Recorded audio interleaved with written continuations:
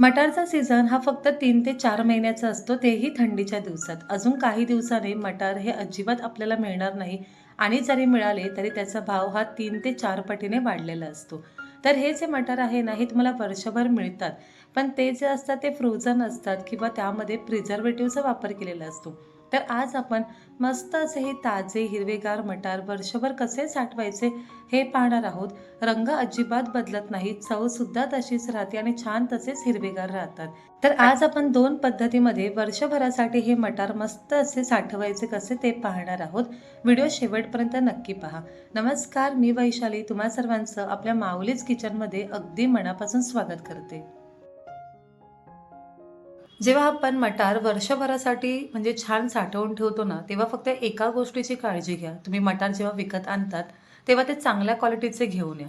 तर सध्या बाजारामध्ये मटार हे ₹40 किलोने मिळत आहे आणि छानच आहेत ते.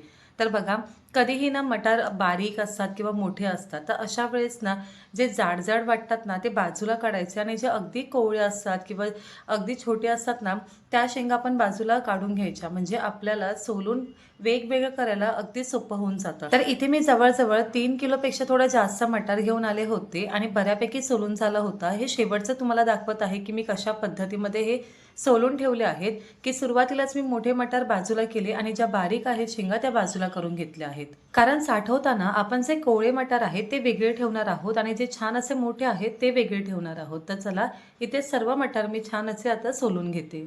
तर इथे सर्व मटार मस्त असे मी छान सोलून घेतले आहे. तुम्ही बघू शकता की मस्त आणि छान हिरवेगार आहेत. कधीही फक्त आणले ना की 2 पार्टमध्येच त्याला तुम्ही सोलून घ्या. म्हणजे कोवळे दाणे जे आहेत ते वेगळे ठेवून द्या. तर आता हे जेव्हा आपण पॅक करणार ना, तेव्हा आपण 2 पद्धतीमध्ये आपण हे छान साठवणार आहोत. जेणेकरून 1 वर्ष जरी झाला ना, तरी तुमचे हे मटार छान हिरवेगार आणि तसेच राहतात. यामध्ये कुठलाही वास येत नाही किंवा अजिबात हे चिकट कुठे होत नाही. तुम्हाला घ्यायची आहे ती म्हणजे फक्त एका गोष्टीची काळजी. जेव्हा तुम्ही मटार असं सोलून घेतात ना, तेव्हा 2 ते 3 तासासाठी ते फॅन खाली ठेवून द्या. त्यामध्ये जर कुठे ओलसरपणा असेल, मॉइश्चर असेल तर ते निघून जातं आणि मग आपण जेव्हा वर्षभर हे साठवतो ना, तेव्हा अजिबात ते कुठे चिकट होत नाही किंवा सुती कपड्यावर जरी तुम्ही ठेवलेत ना 2-3 तासासाठी फॅन खाली तरीसुद्धा चालेल. तर बघा, जी पहिली पद्धत आहे ना, तर इथे माझ्याकडे मस्त असा हवाबंद डब्बा आहे. यामध्ये मी जे कोवळे दाणे होते ना, ते भरून घेतले आहेत. आता हे पॅक करून आपण बाजूला ठेवून देऊ. त्यानंतर जी आहे ती दुसरी पद्धत म्हणजे हे असे जे झिपलॉक बॅग मिळतात ना, यामध्ये तुम्हाला जितके हवे तितके मटार तुम्ही ठेवू शकतात. म्हणजे एका वेळेस तुम्ही जितके मटार घेऊ शकतात ना, तितकेच पॅकेटमध्ये भरायचे. खूप जास्त सुद्धा पॅकेटमध्ये मटार भरून ठेवू नका. जर तुम्हाला हवं असेल तुम्ही फक्त पाव-पाव किलोचेच पॅकेट म्हणजे पॅक करून ठेवून द्या. जेणेकरून जेव्हा तुम्ही ते पॅकेट काढलं तर ते पूर्ण यूज होऊन जातं. झिपलॉक बॅगमध्ये मटार भरल्यावर फक्त त्यामध्ये अजिबात हवा नसावी. पूर्ण हवा काढायची आणि मग ती जी झीप आहे ती व्यवस्थित लॉक करून घ्यायची.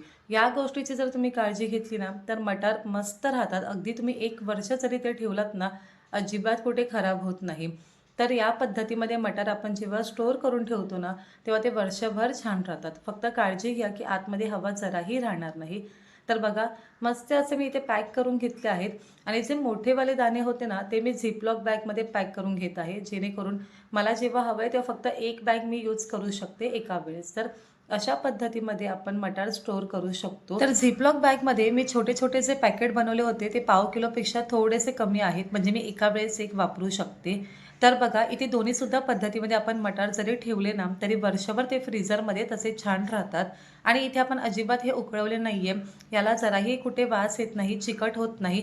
जेव्हा तुम्ही हे पॅकेट बाहेर काढणार तेव्हा असेच तुमचे मटार छान हिरवेगार आणि मस्त ताजे राहतील. तर चला, हे सर्व पॅकेट आणि डब्बा आपण फ्रीझरमध्ये ठेवून देऊ आणि जेव्हा कधी आपल्याला मटार हवा असेल ना, तर बाहेरून न आणता घरीच आपण हे मटार जे ठेवले आहेत त्याचा वापर करू शकतो. दोन्हीसुद्धा पद्धत तुम्हाला कशी वाटली मला कमेंटमध्ये नक्की कळवा. अजूनपर्यंत चॅनलला सबस्क्राईब केलं नसेल तर नक्की करा आणि बाजूच्या बेल आयकॉनला सुद्धा क्लिक करा. धन्यवाद.